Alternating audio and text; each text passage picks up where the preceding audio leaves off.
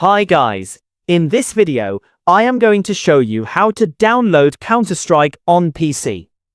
If you want to play Counter-Strike on your computer or laptop, this step-by-step guide will help you install it easily. So let's get started.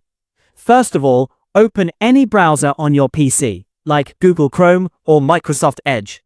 Now go to the official Steam website by typing store.steampowered.com in the address bar and pressing enter.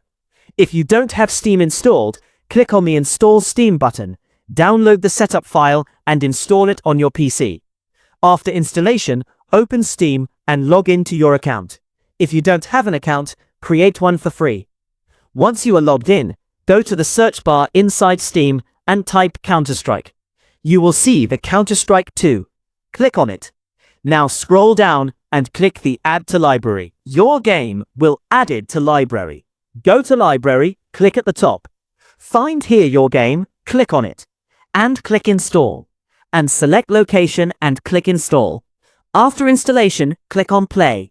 And you can start playing Counter-Strike on your PC. That's how you can easily download and install Counter-Strike on your PC.